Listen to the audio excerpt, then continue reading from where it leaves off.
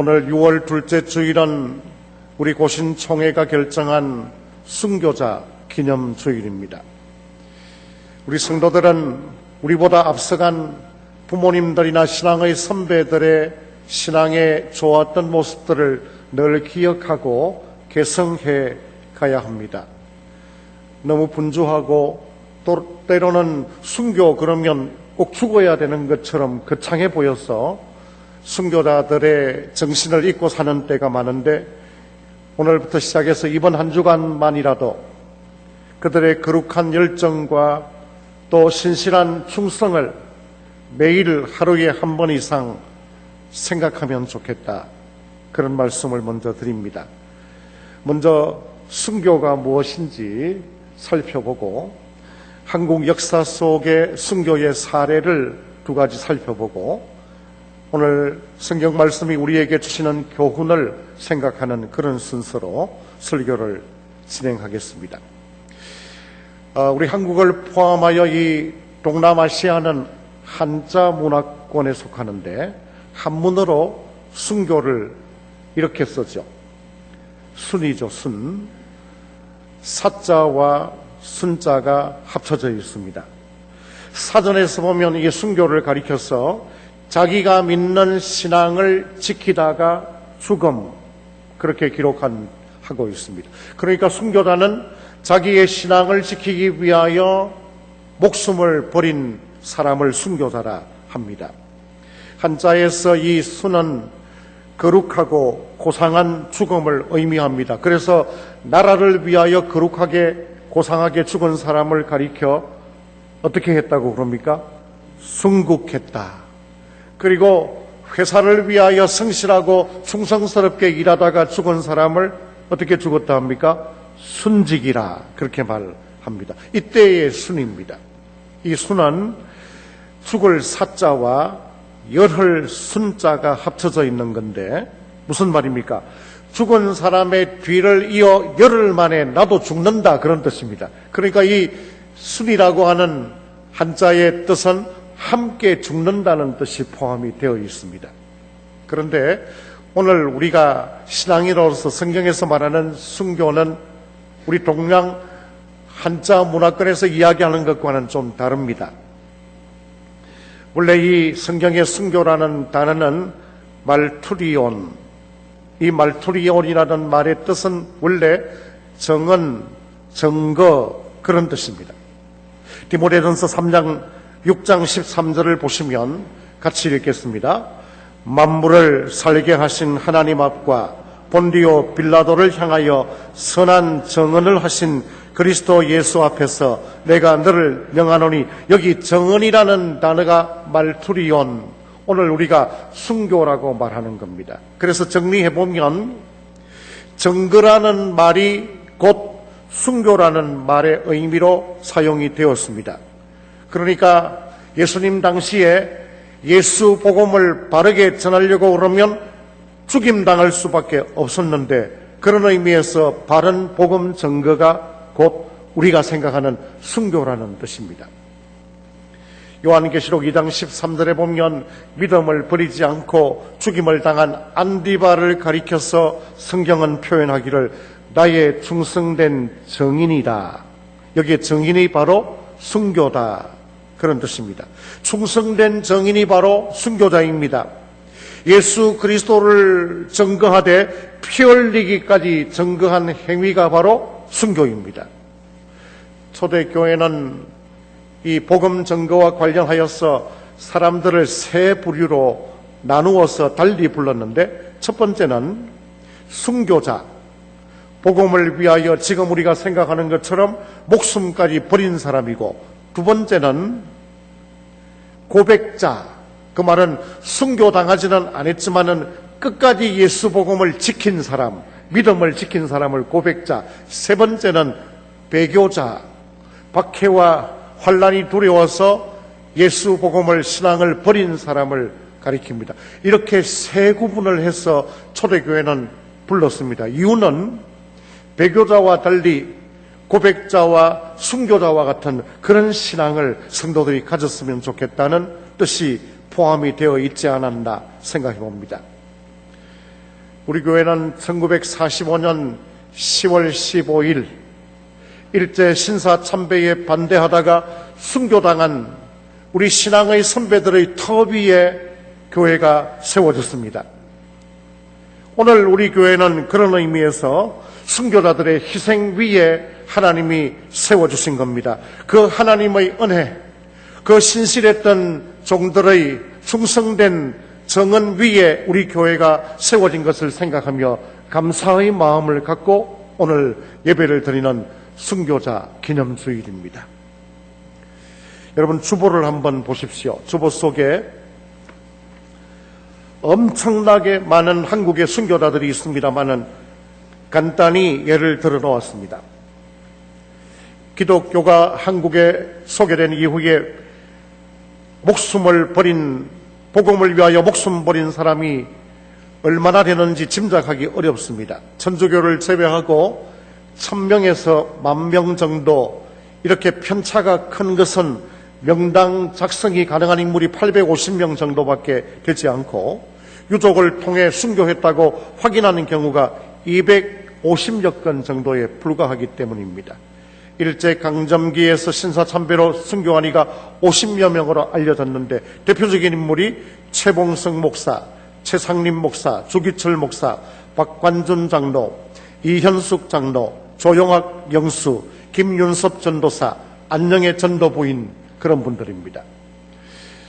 두 가지 비참한 순교에 또 순교한 예를 들면 전라북도 김제 봉남면에 봉산교회가 있었습니다. 이 교회에 김형배 집사님이라는 분이 계셨는데 좌익 활동을 하다가 수감된 사촌들을 백방으로 노력해서 풀려나게 해주었는데, 그런데 6.25 전쟁이 일어나고 2달이 못 되어 인민군이 이 김제 봉남면까지 내려왔습니다. 그때 인민군 풀어주었던 사촌들이 앞장서서 인민재판을 열었습니다. 심지어 자신들을 구해준 김형배 집사까지도 고발하고 밧줄로 묶고 몽둥이로 죽도록 때렸습니다. 그것도 모자라 두 눈을 꼬챙이로 파내고 모래사장에 생매장했습니다. 그 교회 학생회장의 형이 국군장교라는 이유로 어린 중학생을 끌고 가서 처형했습니다. 6.25가 일어난 2달 이후에 있었던 봉산교회의 순교 사건입니다. 또 한 가지 소개하면 울산광역시 울주군 두동면에 있는 월평리의 월평교회, 조용한 농촌 마을에 불과했습니다. 6.25 전후 6명의 신자들이 남노당 좌익 분자들에게 처참하게 피살되었습니다. 첫 피해자는 우두봉 집사였습니다. 최대선 권사의 남편인 우재만의 동생 우성만, 그리고 정두란, 조재년, 조말복 성도들이 그 뒤를 따라서 순교했습니다. 특별히 유동댁이라고 불리우던 정두란은 20대의 부인이었는데 만삭의 몸이었습니다. 자기를 죽이려고 하는 젊은이들에게 예수 믿고 회개하고 부모님 만나 자유롭게 살다가 천당 가자고 설득했지만은 허사였습니다. 교회가 치술영산 아래 위치하고 있었기 때문에 공비들의 표적이 되었고 어렵게 건축했던 교회당마저 인민군의 방화로 불타고 말았습니다. 사랑하는 성도 여러분, 순교자들의 믿음을 지키는 이 충성이 오늘 한국교회와 우리 교회를 있게 한 원동력입니다. 이 순교 정신을 오늘 내가 어떻게 이어갈 것인가, 오늘 말씀을 통하여 주시는 교훈을 살펴보십시다. 요한계시록 2장 9절 다시 한번, 이번에는 같이 요한계시록 2장 9절을 읽겠습니다. 시작. 내가 내 환난과 궁핍을 알거니와 실상은 내가 부요한 자니라. 자칭 유대인이라 하는 자들의 비방도 알거니와 실상은 유대인이 아니요 사탄의 회당이라. 이 말씀을 보면 우리 주님께서는 스모나 교회 성도들이 당했던 핍박과 환난과 박해를 알고 계셨다 그랬습니다. 요한계시록 2장과 3장에 보면 안다는 단어를 7번이나 사용하십니다. 우리의 모든 것을 아신다, 그런 뜻입니다. 스모나 교회 성도들의 박해뿐만 아니라 오늘 예배에 참여한 우리 모든 성도들의 소원도 알고 계시고 또 외로움도 알고 계시고 마음 가운데 안타까움과 슬픔도 다 알고 계신다. 그래서 하나님을 가리켜서 다 아신다, 전지하신 분이라 그랬습니다. 그런데 다 알기만 하면 소용이 없습니다. 아는 걸 해결해 줄 수 있는 능력이 있어야 됩니다. 전능이라. 하나님은 그런 능력을 갖고 계십니다. 그래서 하나님을 가리켜서 우리가 전지와 전능을 합쳐서 뭐라고 부릅니까? 전지전능하신 분이라. 하나님은 바로 그런 분입니다. 서머나 교회 성도들의 환난과 가난과 궁핍도 다 아셨습니다. 그런데 오늘 방금 읽었던 9절 말씀에 놀랍게 기록해 놓았죠. 서머나 교회 성도들이 궁핍했습니다. 환난을 당하고 있습니다. 그런데 오늘 그들을 가리켜 뭐라고 이야기합니까? 실상은 너희들이 어떤 자라? 부요한 자라. 부요한 자라. 여러분, 이걸 가리켜서 놀라운 성경이 이야기하는 영적인 반전이라 그렇게 말합니다. 오늘 새벽 시간에 시편 140편 다윗의 시를 생각했습니다. 다윗이 사울 왕에게 박해를 받아 도망갈 때나 아니면 아들 압살롬의 반역 때에 쓴 시가 시편 140편인데 거기 놀라운 영적인 반전이 세 가지 나옵니다. 다윗은 시를 통하여 우리에게 가르쳐줍니다. 자기처럼 지금 이렇게 쫓겨다니는 고난당하는 것이 복이라. 고난이 무슨 복입니까? 수입이 적은 게 무슨 복입니까? 코로나19로 환난당하는 게 무슨 복입니까? 바울은 말하기를 하나님이 우리의 변호사가 되어주시기 때문에 고난도 복이라. 하나님이 변호하시면 저 사람이 저런 고난을 당할 게 아닌데 하나님이 변호해 주신다.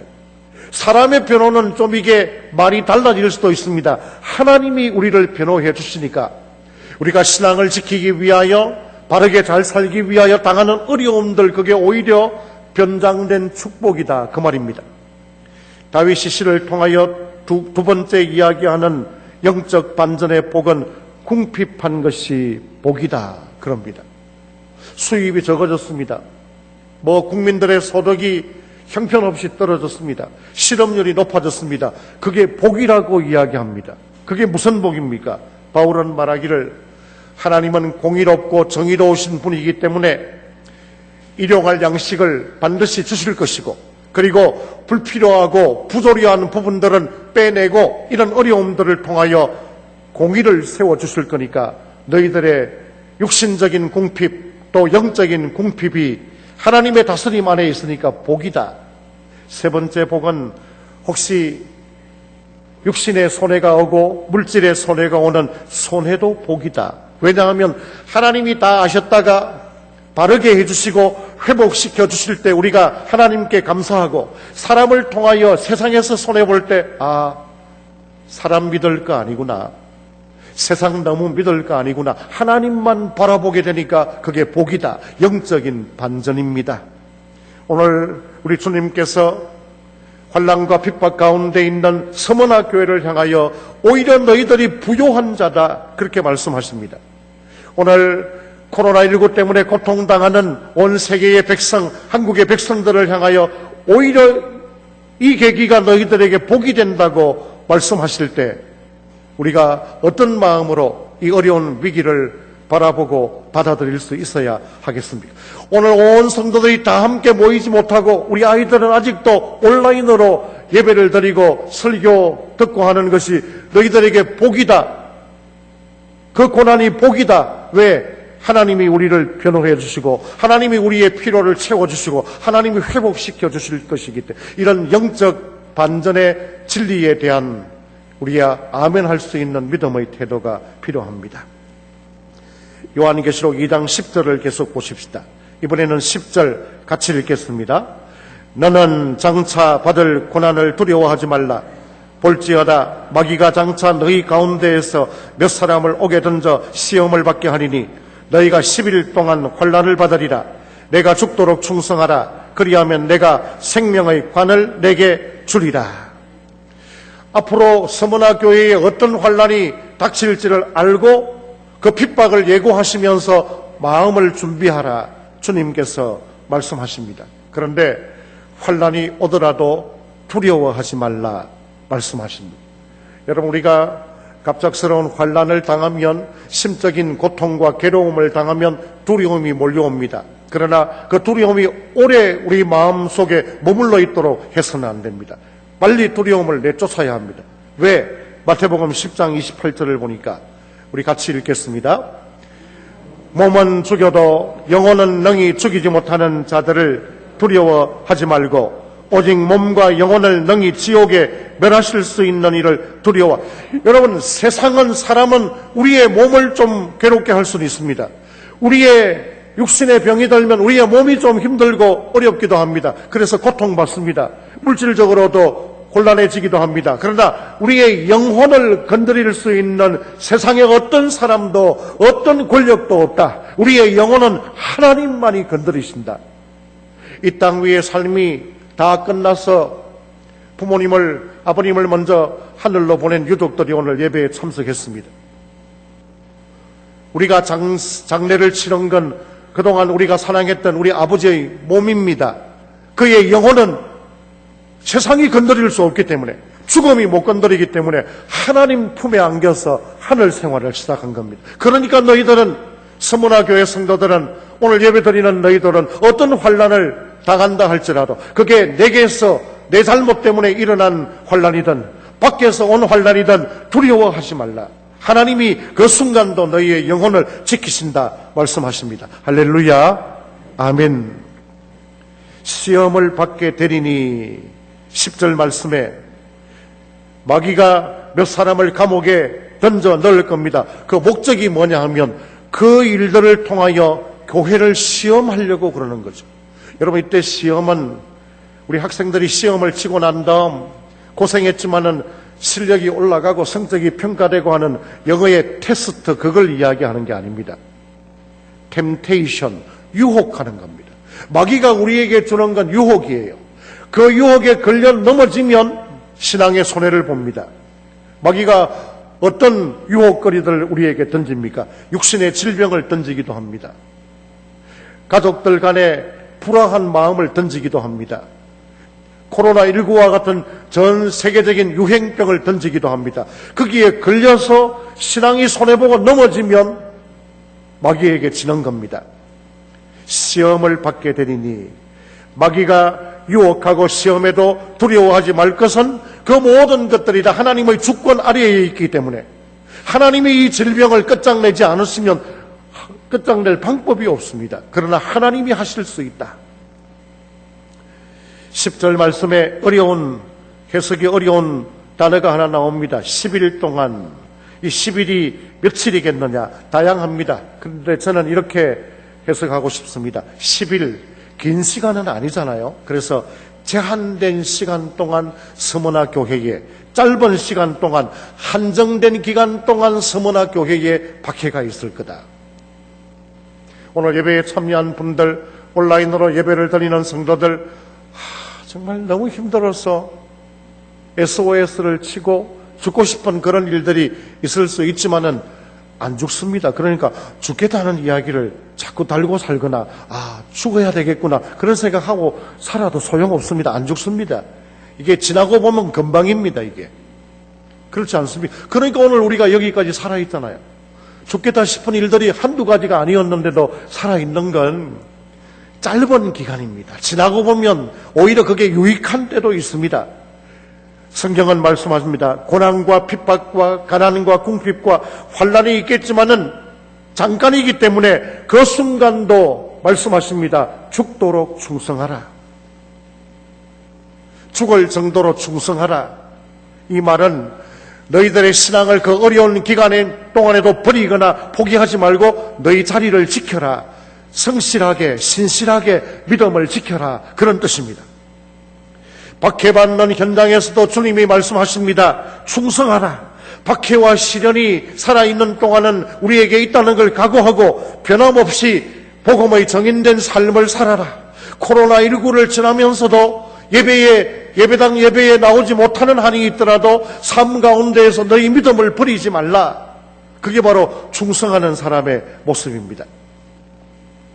충성한 자에게는 오늘 10절 말씀에 생명의 관을 주시겠다. 생명의 면류관을 약속하셨습니다. 이 당시에 면류관은 승리의 표시입니다. 축제를 벌일 때 관을 씁니다. 영광스러움의 표시입니다. 환난과 어려움과 핍박이 있다 할지라도 믿음을 신실하게 지키고 충성된 복음의 정인이 되면 하나님께서 영원한 생명의 면류관을 주시겠다 약속하셨습니다. 추후 64년 인류 역사에 정말 연구대상인 인물 네로가 로마 시내를 자기 마음에 맞는 대로 지으려고 자기가 방화를 해놓고 그 방화의 책임을 기독교인들에게 다 넘기는 바람에 기독교인들이 수없이 죽어나갑니다. 바울이 그걸 보고 죽어 순교해 나가는 성도들에게 슬퍼하거나 두려워하지 말라고 격려하면서 그리스도인들은 죽음 이후의 세계가 있다 말씀합니다. 디모데후서 4장 6절부터 8절까지의 말씀입니다. 같이 읽겠습니다. 전제와 같이 내가 벌써 부어지고 나의 떠날 시각이 가까웠도다. 나의 선한 싸움을 마치고 나의 달려갈 길을 마치고 믿음을 지켰으니 이제 후로는 나를 위하여 의의 면류관이 예비되었으므로 주 곧 의로우신 재판장이 그날에 내게 주실 것이며 내게만 아니라 주의 나타나심을 사모하는 모든 자의 계도니라. 하나님께서 성령을 통하여 바울에게 주신 이 말씀을 붙들고 바울은 박해와 환난을 당하면서도 자기의 길을 끝까지 달렸다가 하늘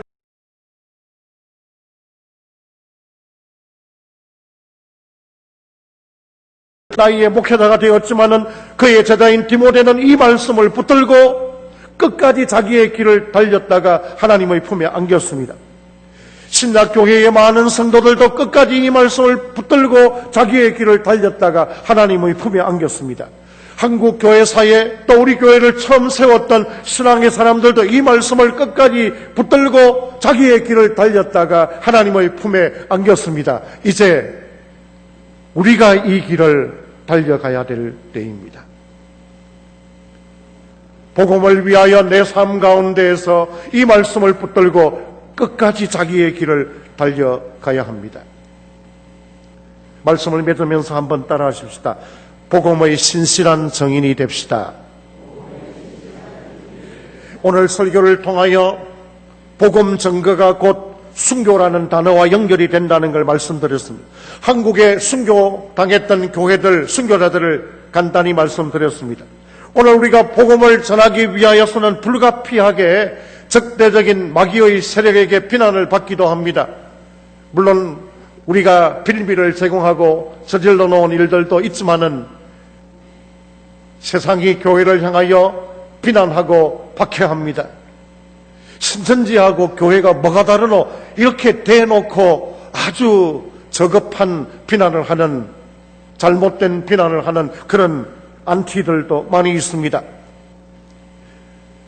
오늘 우리에게 정치적인 박해도 어쩌면 있는 것 같습니다. 모여서 예배 드리는 걸 지나치게 제한하는 것도 일종의 박해가 아니겠나, 이런 생각에 안타까운 마음이 있기도 합니다. 물리적인 박해뿐만 아니라 심리적인 박해들 많이 있습니다. 정신적인 박해들 많이 있습니다. 병들면 정신적으로 많이 부담스럽고 힘듭니다.